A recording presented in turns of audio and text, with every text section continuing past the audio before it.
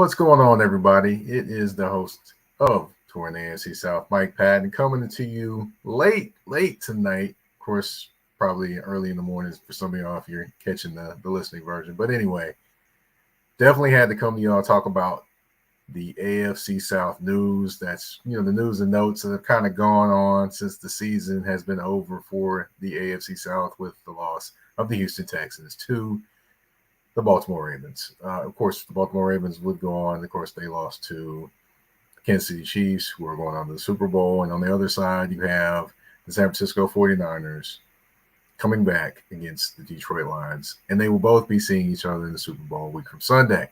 However, let's keep it AFC South. Of course, we're going to first start off with some of the news. Just going to give you a few news and notes, kind of keep you all up to date during the off season with the moves and non-moves that have happened. The first move, which I think is a great move, the Jacksonville Jaguars, they did fire Mike Caldwell, their defensive coordinator, this offseason. Many wondered who they would hire or bring in. And once Atlanta decided to get rid of Arthur Smith, a potential free agent defensive coordinator popped up. His name, Ryan Nielsen. Now, Ryan Nielsen is the new Jacksonville Jaguars defensive coordinator. Now, if you watch the Atlanta Falcons, one distinct thing you will notice that is different for their defense as opposed to the Jaguars defense. The Jaguars run a 3-4 with Josh Allen and Trayvon Walker on the outside. With the Falcons, they ran a 4-3. So it's going to be interesting to watch and see if the Jaguars switch to a 4-3. That would mean Trayvon Walker would have his hand in the dirt a lot more. You wouldn't see him potentially dropping out into, pass coverage unless it's a zone blitz or anything of that nature. The other side, you've got Josh Allen, who came into the NFL as a defensive end from the University of Kentucky. I still remember interviewing him when the draft was here in Nashville, Tennessee. He actually was in that draft, actually. So I remember interviewing him and talking to him. Very, very intelligent, very, very, sure of himself when you talk to him. I definitely can say that. But going to Jacksonville, switched to a 3-4. And this past year, I should say, he had his best year of his career. So it's going to be very interesting, being that, of course, they didn't pick up his fifth-year option. So, he definitely is going to get some looks from some teams, although the Jacksonville Jaguars could potentially franchise tag him, and he could go back to being a defensive end like he was in college, which he was a monster in college. So, we'll see what happens. But, of course, we'll see if they actually go to a full 4-3, a 3-4, anything of that nature. We shall see what happens. Now, we do have, someone in the Touring the AFC South inbox, Mr. Travis Holmes, who does cover the Jacksonville Jaguars. Here's what he had to say. That defense will look mighty New Orleans Saints-like. Big end with Walker with his hand in the dirt and Allen standing up. Still a fluid 3-4 in my opinion, but time will tell. Yeah, we'll definitely tell. I honestly do think that they'll run more of a 4-3. I think that fits Walker a little more. And I could see Allen, because it took time for Allen to kind of get adjusted to being a 3-4 outside linebacker. Not to say he's not athletic enough to do so, just to say it took him some time to adjust. So I don't think it'd take him very much time at all to adjust to go back to being maybe a 4-3 defensive end. And then another thing, while we're talking about defense and defensive players for the Jacksonville Jaguars, Cisco at safety, he's got to be licking his chops that Ryan Nielsen is coming to town. If he's watched any tape on Jesse Bates, he's definitely got to be salivating, because he's more than likely going to be in that same role that Jesse Bates was in. The guy for the Atlanta Falcons, his first year in the system, and he's one of he's by far to me, he played great at safety. He was the best safety in the NFC, in my opinion. He just was. I mean, you got to throw Kyle Hamilton, but Kyle Hamilton is just otherworldly in the things he did too. But Jesse Bates is up there with safeties, and he looked even better in Atlanta. He did to me. That's just me. But anyway, Cisco in that type of role for the Jacksonville Jaguars, I think you could be looking at a career year for Mr. Cisco at safety. And now, looking at the corners, you got Tyson Campbell, you got Williams from the Rams that a couple years ago. They do have some talent there at the cornerback position. It'll be interesting to see how they adapt to Ryan Nielsen's defense. And of course, Olaquan's in the middle. He's going to have about 100 tackles every year. So it doesn't matter if it's 3-4-4-3, 5-2, whatever defense you want to play. Olaquan is going to make some plays in the middle of that defense. A fact. He's going to do so. So definitely a good move. Hopefully for the Jaguars, he's able to kind of create what they want in terms of being able to stop the run. Got to get a run stuffer in there and be able to stuff the run a little bit better. But we shall see what happens. But they definitely do have one of the brightest stars on the defensive side of coaching on their staff now. So another guy who was a rising star, as the season went on and as the offseason came about, is Mr. Bobby Slowick. Now, Bobby Slowick, for those that aren't aware, he is the offensive coordinator for the Houston Texans. Now, he came over with DeMeco Ryans. Once DeMeco Ryans left the 49ers to come be the head coach of the Houston Texans, he came over as well to be the offensive coordinator. First time calling plays, mind you, because Kyle Shanahan calls all the plays out in San Francisco. But anyway, first time being the offensive coordinator calling the plays in Houston. And you saw the work he did with C.J. Stroud. Now, I'm not taking anything away from C.J. Stroud. Some of that is just God-given ability and things like that. And, in lifting up players. But you have to have a guy like Slowick to call the right plays, make the right just mix. How sometimes when you're trying to make a drink and you're trying to mix it up, trying to mix it just right, just to get that right taste to it. Yeah, he had that. He did that right mix to get that right, concoction for the Houston Texans offensively, even as they missed parts during the season. Still making that offense potent. I mean, Nico Collins, this was your year, sir. I mean, they had Brevin Jordan. He previously kind of been scratching the surface of what he could do, but he finally actually played like the guy I thought he would be out of the University of Miami. And then there's so many other parts that played well also. So as the season went on, his name began to get hotter and hotter on the coaching search. There was talk about him potentially in Tennessee, with the Rand Carthon connection, Atlanta, Washington, all those different places.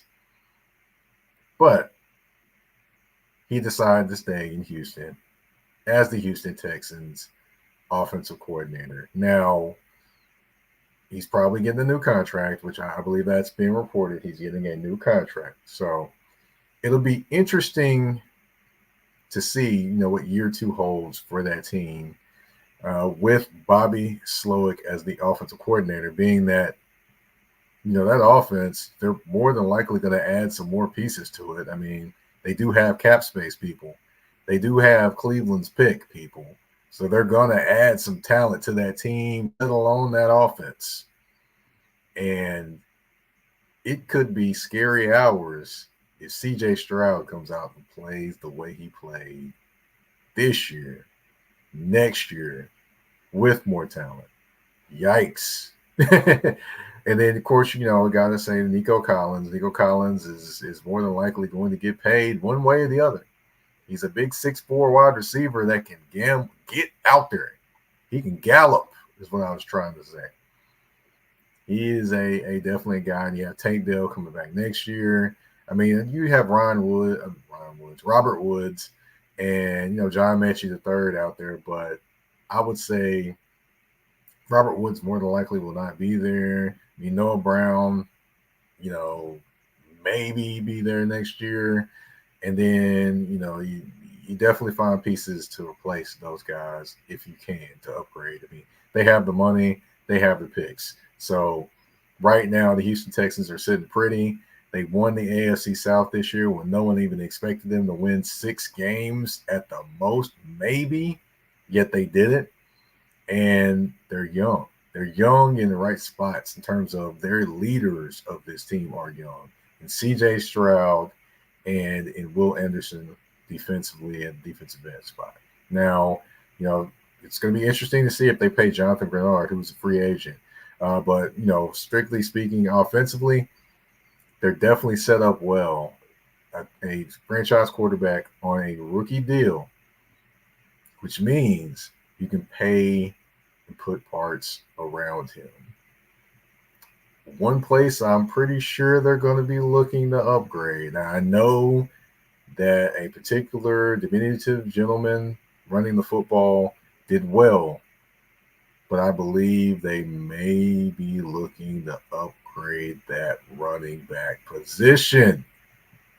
Motor Singletary, hey, you did a great job. Hats off to you. You fit the scheme. But if I can get a back that fits that system even better, that's bigger, that can do more things, oh boy. We'll see what happens when, that free agency hits and, salary cap and all those different things or whatever. But definitely it's going to be interesting to watch. But the big news, Bobby Slowick is staying in Houston to be the offensive coordinator one more year. Now, of course, this doesn't mean next offseason he wouldn't be gone, but I will tell you that I think Jaron Johnson, I believe is his name, the quarterback's coach, he also stayed. He had chances to leave to be an offensive coordinator. He also is staying in Houston and getting a new contract. So keeping the band together, the band that got that offense where it is, which is very, very good news for the Houston Texans and their fans and the fans of that organization. We'll see if, the sophomore slump hits or if he keeps on ascending like he is. That'd be Mr. C.J. Stroud. We're going to take a quick commercial break. And when we come back, I'm going to talk about 2 gentlemen that actually are potential free agent targets. Yes. That and more on Touring the AFC South with your host, Mike Patton. We'll be back.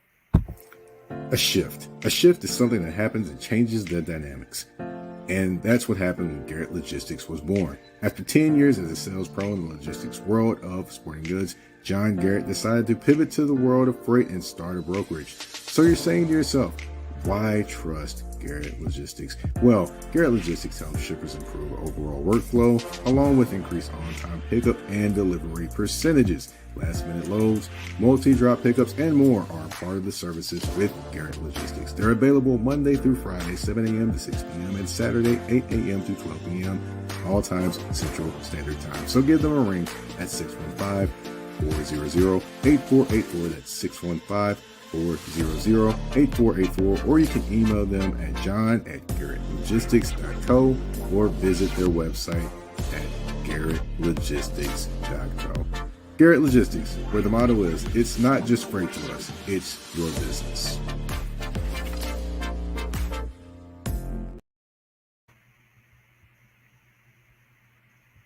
All right, and we are back on Touring the AFC South with your host, Mike Patton. And like I mentioned before the break, a little bit of tease for y'all. We're going to talk about some free agents, some key free agents in this offseason in the AFC South. There's 2 of them that I really want to focus on this episode. The first one, he's a mighty large gentleman that runs the football. Some say he may have lost a step or 2, but in the last game of the season, he showed that he still has it. Maybe not it at the highest level, but he still has it. That guy would be Derrick Henry, the King. Not in the MCU stories, but the King. Folks from Memphis know what I'm talking about when I said the King. But anyway, I digress. But Derrick Henry, going into this season, a lot of people were talking about, hey, it might be his last year. Has he lost a few things? Has he lost some speed? Has he lost some acceleration? Now, if you watch him play, you noticed he got hit in the backfield a lot this season. I mean, he got hit in the backfield a lot. There's no question about it. I mean, the offensive line just wasn't the same as it was the previous years. However, when he did get some kind of blocking, you notice he was able to still get in there and still get yardage. I mean, his last game, he completely shredded the Jacksonville Jaguars defense. Now, I know he has the ability left. Now, people want to say, hey, he's 30 years old. He might not have this. He might not have that. And while I totally get that discussion, he is Derrick Henry. He is 6'4". He is like 240, 250 pounds. The most he can do is go in a hole and lean on you for 4 quarters. And those 1 and 2 yard runs, provided he has an offensive line that can surge off the ball, those 1 and 2 yard runs turn into 4 and 5 by the time the fourth quarter happens. Now, I know people are saying, can he really carry the load? Can he do all those type of things? Well, I will direct you all to his all-season workout videos. I don't think normal human beings are able to do those things. Balancing on a little half ball or whatever, doing pushing, practicing his stiff arms. Did you see the kind of weights and the things that he does? Normal human beings are not able to do that. So I don't think next year would be a year where he just completely falls off the face of the earth for whoever he plays for. I will say the Titans did mention, and Brian Callahan did mention that they would be looking, or he'd always be welcome to Derrick Henry coming back and, being a part of the offense, finding everything fits or whatever. But in my opinion, do I think Derrick Henry comes back? No, I do not think Derrick Henry comes back and is a Tennessee Titan next year. However, that doesn't mean he's done. Now, there are a couple teams that I have heard in terms of him going to, though. One of those teams has a nice big old star on the side of him. Yes, that'd be Dallas. He'd be going the Eddie George route. Now, for those that don't remember, Eddie George played 10 years for the Tennessee Titans, then played one more year with the Dallas Cowboys at running back. A lot of people don't remember that, but yes, it actually happened. So would it surprise me if Derrick Henry goes there? I believe Derrick Henry lives there in Dallas in the offseason, so it wouldn't be that far of a trek for him. And, looking at Dallas and looking at the running game that they had this year, they could use him. I mean, Pollard, I like Pollard, the dynamic ability he has, whether it be catching the ball or, hitting the edges, things like that. But, getting the physical yardage, I think this year kind of showed that he's may not have been that guy. So, I could see Derrick Henry fitting in that offense, being a physical runner, grinding it out to finish games where they don't have to throw the ball as much with Dak, and potentially helping them be a more solid team. So I can see that happening. Another team that I've heard, I don't know how much this one will actually happen, would be the Philadelphia Eagles. Now, if you look at the Philadelphia Eagles, they do like to run the football. They didn't really obviously run the football as well this year. And, of course, they are bringing in Kellen Moore to be the offensive coordinator, which that doesn't necessarily bode well for a running back of Derrick Henry's stature and the way he plays. However, if they were to bring him in, he could do some things for them. He could get them some yardage there. They do have a pretty talented line, although Jason Kelsey is retiring. Yeah, but they still have a pretty good offensive line. And I think that offensive line could get more of a surge than what the Titans got last year. And, of course, he could make some things happen there. So, there's a couple teams I wanted to throw out there when it comes to Derrick Henry.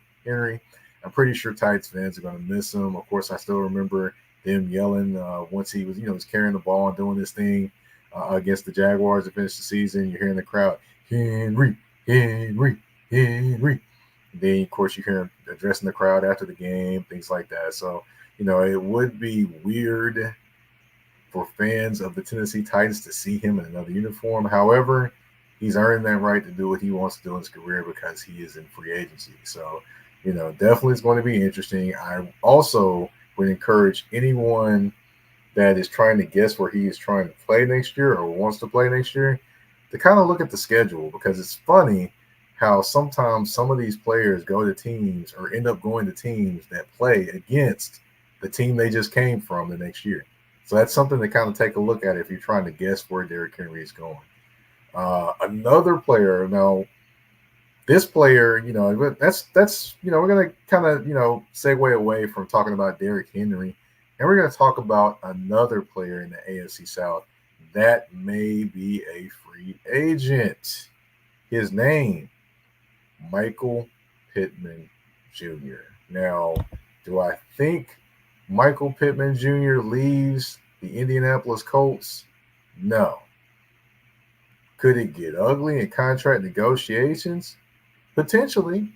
I mean, we don't know. We didn't think anything would be ugly between Jonathan Taylor and the Colts this year, and it ended up, I guess, looking great at the end. But there were some dark times. There were some agents talking to owners, and owners talking to agents, and player saying he's injured and then missing camp and leaving camp and things like that too. So it was a long, winding road to get to where Jonathan Taylor signed that new contract. So could it potentially happen with Michael Pittman Jr.? Yes, it could potentially happen because, you look at the Colts' history.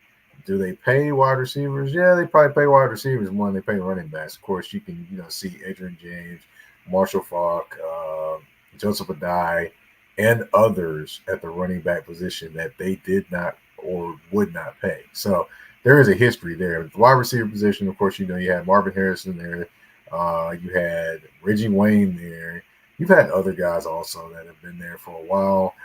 So I guess they pay at that position. So as a president for him to be paid at that position. However, he did have a very, very good season this year. Was probably one of the top. I could say he's a top 10 wide receiver this year. Look at the numbers, the production. The inconsistency is probably with Alex Pierce on the other side, playing with two different quarterbacks, and people knowing that they're going to go to Michael Pittman Jr. and him still having a stellar season.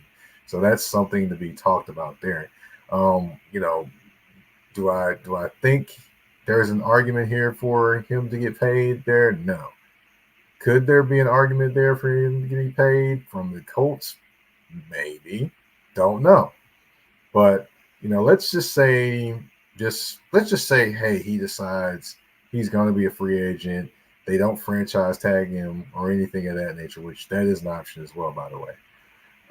But say that doesn't happen. Say he's a free agent. I'm just throwing something out there. Let's look at some teams that could potentially take a look at him. Now, there's one team that could take a look at him. I don't think this will happen. I'm just saying this probably to rev up some Colts feathers. But the Titans do have money this offseason. No, I don't think that's going to happen. I'm just being silly. I'm just joking. Titans fans, Colts fans, I am just joking. It's probably not going to happen.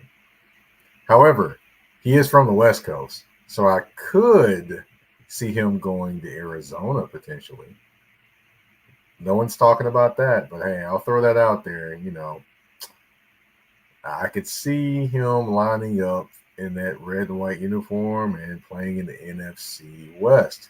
So that's one place I could see. Of course, he is from out west, went to USC. I don't see him playing for the Rams or the 49ers, so I could definitely see him playing there.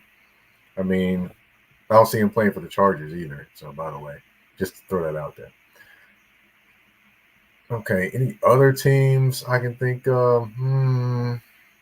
Just taking a look around the league. That would be the team I could say would probably be the wild card for him to go to, other than probably staying in Indianapolis with the Colts. Yeah, it'd be interesting if he did leave there and go to the Arizona Cardinals, but do I see it? Possibly no, but there'd have to be a lot of hurt feelings and a lot of his desire to get back more to the West Coast.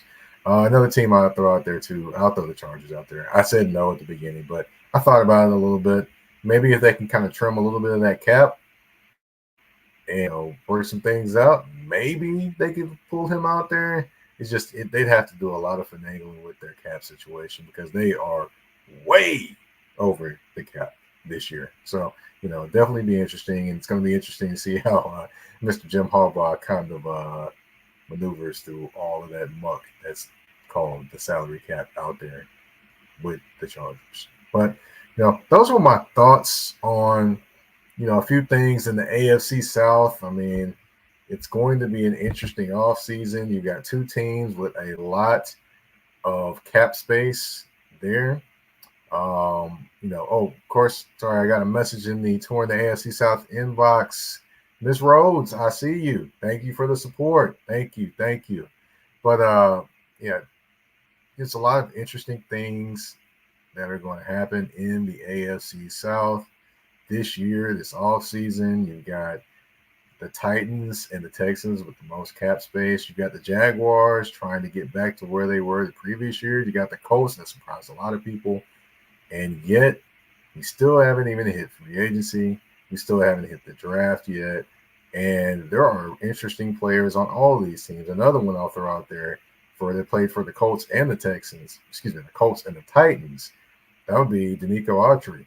He's a free agent this offseason, had 11.5 sacks this year, which is a career high for him. Of course, he is approaching his mid-30s, so some people are kind of a little leery in that aspect. But hey, if you can produce, you can produce. But just wanted to come on here, give you a little bit of news about the AFC South. Probably be doing this a little more during the off season, and who knows, maybe during the season as well. Of course, if you like what you're listening to, you can find all the episodes of Touring the AFC South on YouTube, of course.